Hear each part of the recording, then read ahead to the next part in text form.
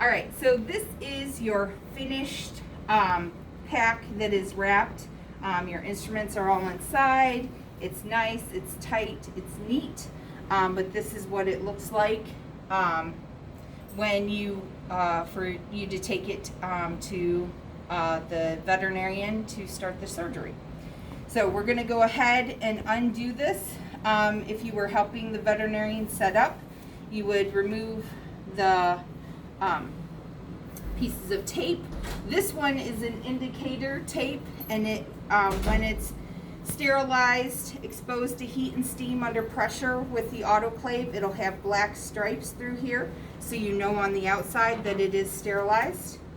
To open it up, you take the corners here and you move them off to the side. You never want to work over top of the surgical pack.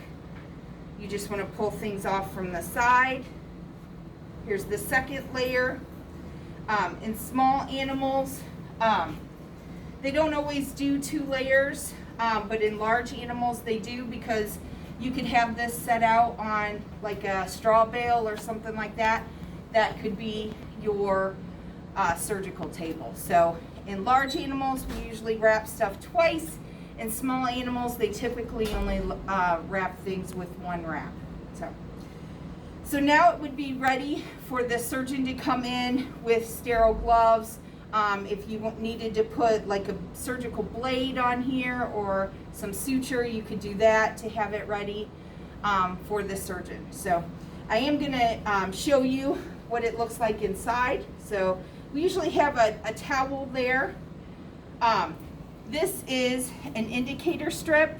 So this lets the surgeon know when he opens the pack, or she, that the pack is sterilized. So the K and the arrow will be as dark as this O is when it's been sterilized and exposed to heat and steam under pressure in an autoclave for a certain amount of time. So that is an indicator strip.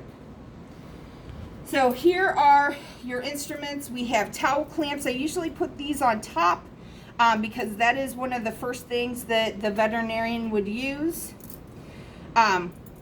We have some hemostats and needle holders here.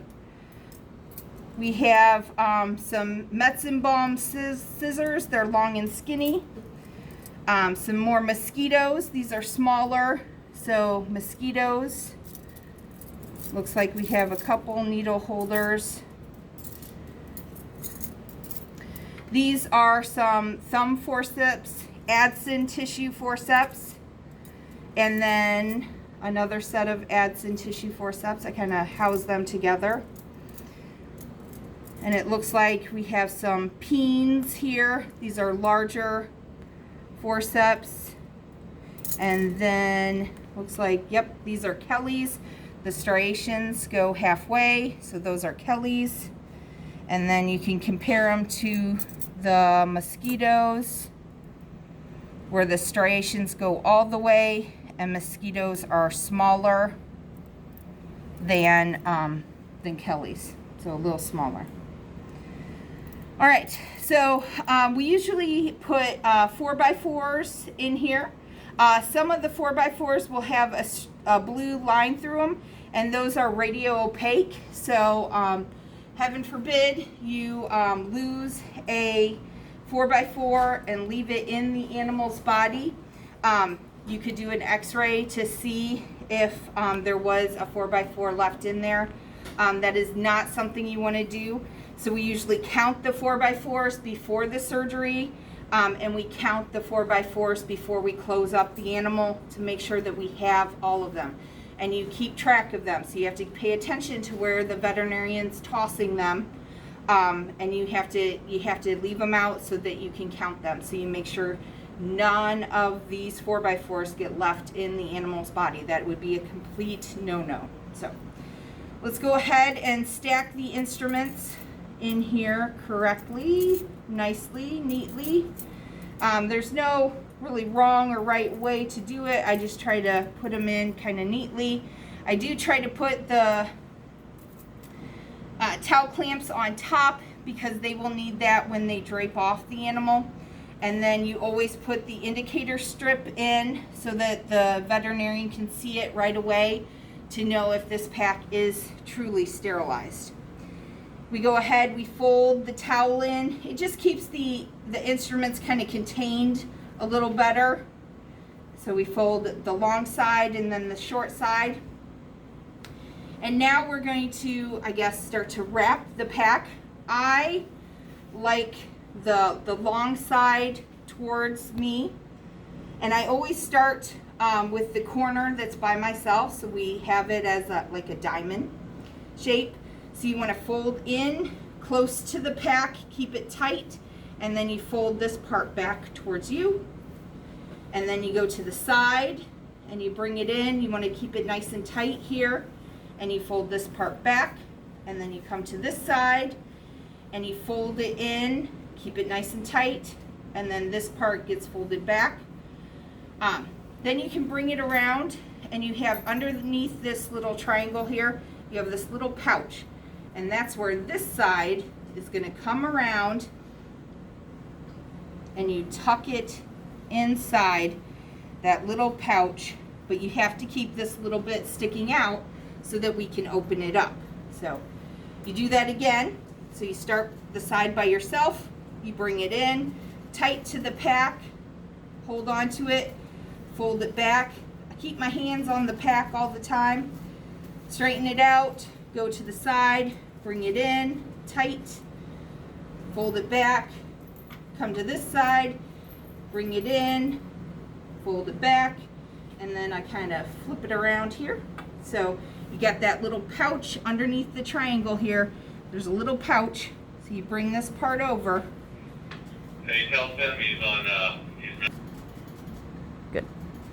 All right, and you tuck it in that little pouch.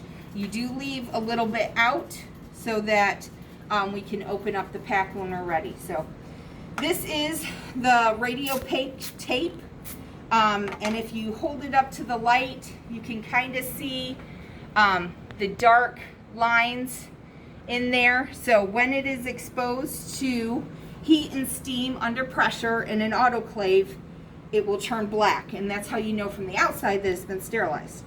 I always put a little dog tail on these so it's easier to pull the tape off.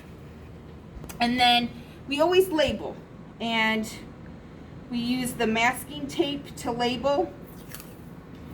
So I get a strip of masking tape.